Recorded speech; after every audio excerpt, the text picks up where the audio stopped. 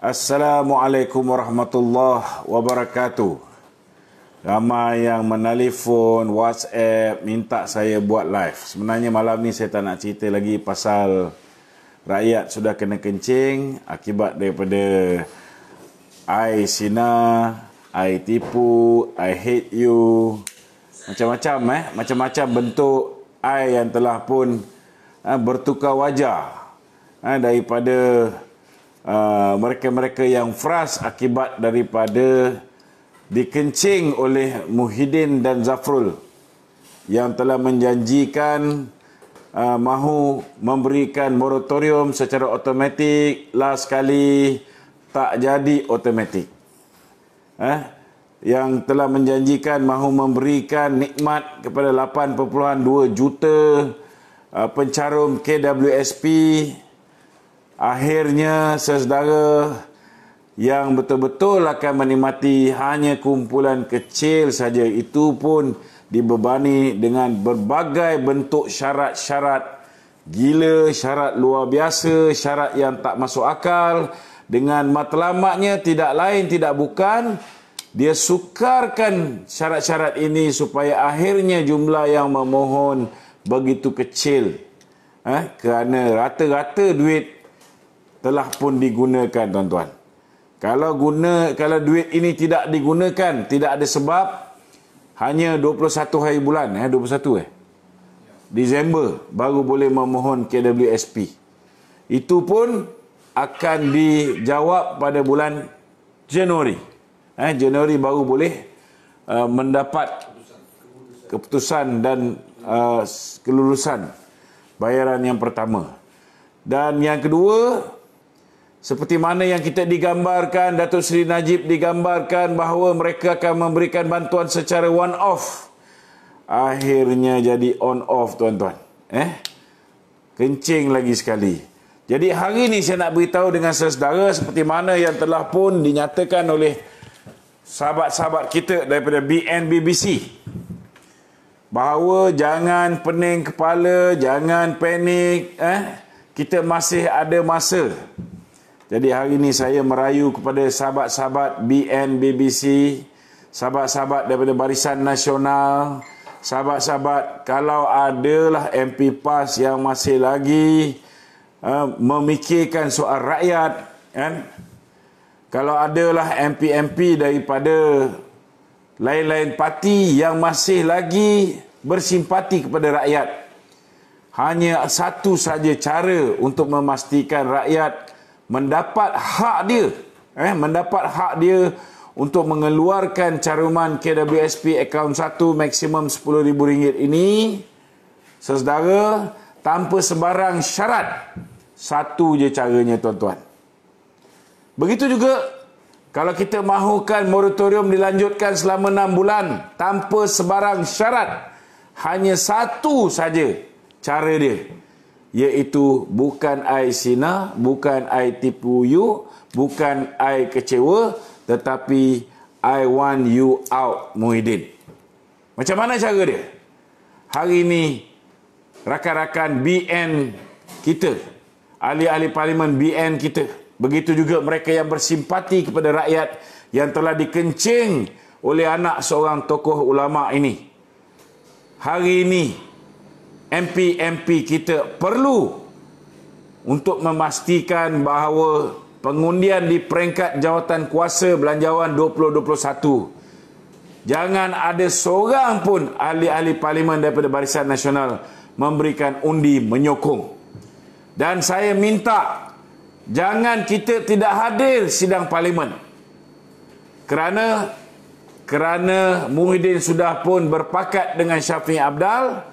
Syafiq Abdal tidak menyokong belanjawan, tetapi orang-orang dia tidak hadir sidang parlimen. Maknanya, tuan-tuan, walaupun Barisan Nasional ada yang tidak hadir, tetapi penyokong kerajaan masih lagi 107. Penyokong pembangkang, disebabkan Syafi'i tidak hadir, tuan-tuan, maka penyokong pembangkang lebih kurang 95 orang saja. Jadi untuk memastikan belanjawan ini ditolak, saya rayu ahli-ahli parlimen daripada Barisan Nasional hadir ke dalam Dewan dan mengundi menolak belanjawan 2021.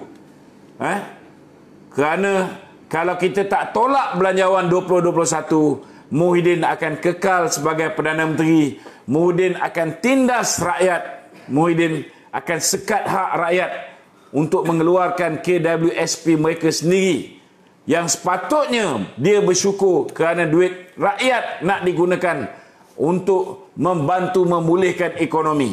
Sepatutnya kamu yang membantu menggunakan duit kerajaan. Tapi malangnya tuan-tuan, nak gunakan duit KWSP akaun satu sendiri pun dia tak nak bagi. Ini dia.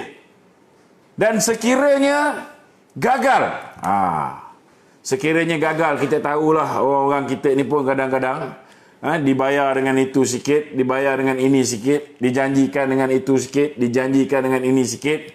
Mula dah ada yang sudah termakan budi dengan Muhyiddin Yassin.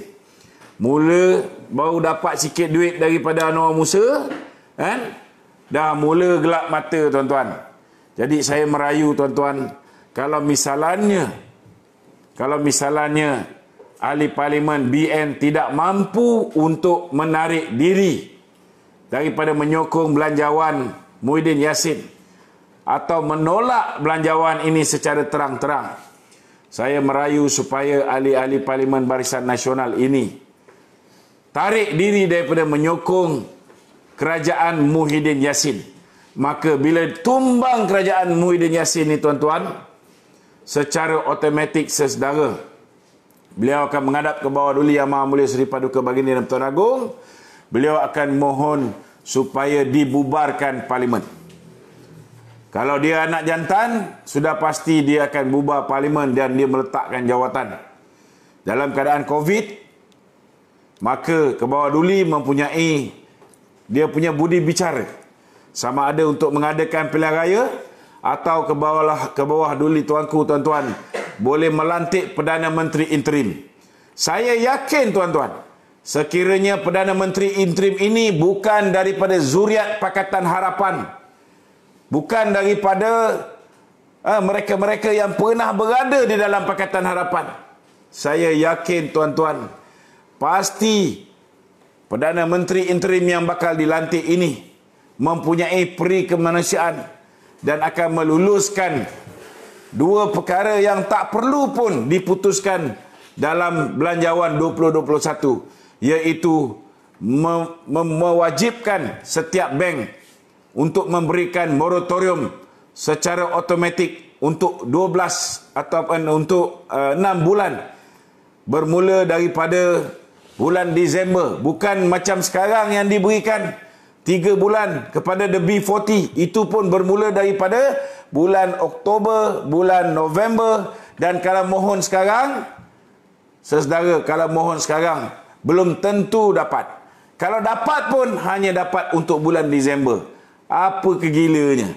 Zafrul umum 26 hari bulan 11, tapi nak kena backdated 2 bulan mohon, baru boleh dapat 3 bulan. Kalau tak, cuma dapat sebulan saja. Ini memang jenis keturunan penipu. Baru jadi menteri tak sampai 9 bulan, sudah belajar cara nak kencing rakyat seperti mana yang Muhyiddin buat. Jadi ini saudara, kalau misalnya nak tolak belanjawan, tak boleh dilakukan oleh pemimpin-pemimpin Barisan Nasional ini. Kalau misalnya nak menolak Muhyiddin daripada menjadi Perdana Menteri juga dengan menarik balik sokongan kepada Muhyiddin, yang kita tahu sudah kehilangan majoriti, bagi membolehkan tuanku melantik seorang Perdana Menteri interim.